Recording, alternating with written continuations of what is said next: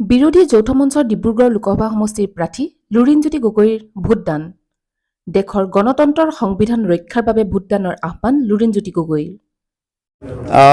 পৃথিৱীৰ অন্যতম শ্ৰেষ্ঠ গণতন্ত্ৰ ভাৰতবৰ্ষ। এই ভাৰতবৰ্ষৰ গণতান্ত্ৰিক অধিকাৰ সাব্যস্ত কৰিবলৈ মই আহিলোঁ, আজি ভোটদান কৰিছোঁ। আৰু ভোটদান প্ৰতিগৰাকী নাগৰিকৰ গণতান্ত্ৰিক অধিকাৰ, দেশৰ গণতন্ত্ৰ, দেশৰ সংবিধান ৰক্ষাৰ স্বাৰ্থত, আৰু ময়ো দেশৰ গণতন্ত্ৰ সংবিধান ৰক্ষাৰ স্বাৰ্থত, দেশৰ গণতান্ত্ৰিক প্ৰমূল্য আৰু ঐতিহ্য শক্তিশালী কৰাৰ স্বাৰ্থত মই ভোটদান কৰিছোঁ। আমি সকলোৱে জানো যে দেশৰ গণতান্ত্ৰিক সংকট আছে, দেশৰ সাংবিধানিক সংকটৰ কথা বিভিন্ন সময়ত কৈ অহা হৈছে। তাৰ লগে লগে দেশৰ যিবোৰ স্বতন্ত্ৰ গণতান্ত্ৰিক অনুষ্ঠান, যি অনুষ্ঠানসমূহে দেশৰ গণতান্ত্ৰিক ভেটি সদায় সুদৃঢ় কৰি আহিছে, ঐতিহ্য পৰম্পৰাক সদায় এটা শক্তিশালী আধাৰ দি আহিছে, সেইবোৰৰ প্ৰতি আক্ৰমণ প্ৰত্যাক্ৰমণ হৈ থকা আমি বিভিন্ন সময়ত শুনিছোঁ।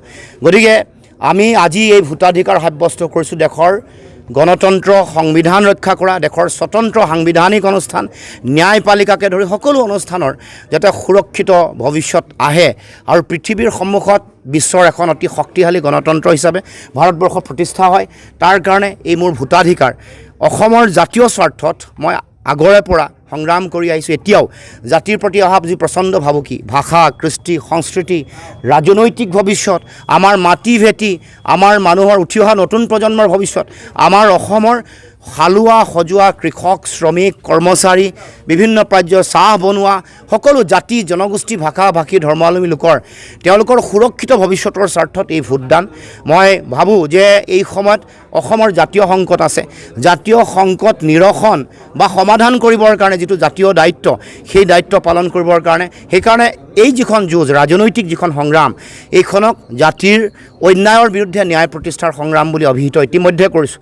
আৰু সেইকাৰণে সকলোকে আহ্বান জনাইছোঁ যে আমাৰ অসমৰ মানুহৰ যিবোৰ জাতীয় মৌলিক যিবোৰ প্ৰশ্ন আছে, সেইবোৰ প্ৰশ্নৰ সমাধান বিচাৰি, ৰাজনৈতিক প্ৰশ্ন, সম্পদৰ ওপৰত অধিকাৰৰ প্ৰশ্ন, ভাষা কৃষ্টি সংস্কৃতিৰ সুৰক্ষাৰ কথা, মাটি ভেটি ৰক্ষাৰ কথা, এই সকলো লগত ৰাজনৈতিক এই যি বিষয় বা ৰাজনৈতিক সংগ্ৰামখনৰ এটা অতি গুৰুত্বপূৰ্ণ সম্পৰ্কৰ ভূমিকা আছে। গতিকে এই নিৰ্বাচনী যুঁজখন, এই ভোটাধিকাৰ, মই ভাবোঁ যে অসমৰ জাতীয় জীৱনৰ আত্মপ্ৰতিষ্ঠাৰ সংগ্ৰামৰ এটা অন্যতম গুৰুত্বপূৰ্ণ অংশ বা মূল অংগ। গতিকে ৰাইজক মই দলে বলে ভোটদান কৰিবৰ কাৰণে আহ্বান জনাইছোঁ।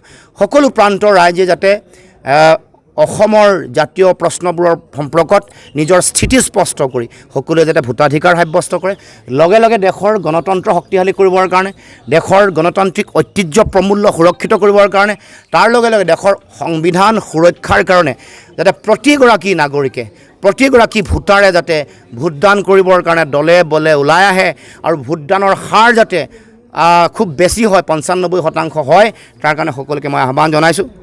বিৰোধী যৌথ মঞ্চৰ ডিব্ৰুগড় লোকসভা সমষ্টিৰ প্ৰাৰ্থী তথা অসম জাতীয় পৰিষদৰ সভাপতি লুৰিণজ্যোতি গগৈয়ে পুৱাই লাইপুলিৰ উচ্চ মাধ্যমিক বিদ্যালয়ত প্ৰদান কৰে ভোট।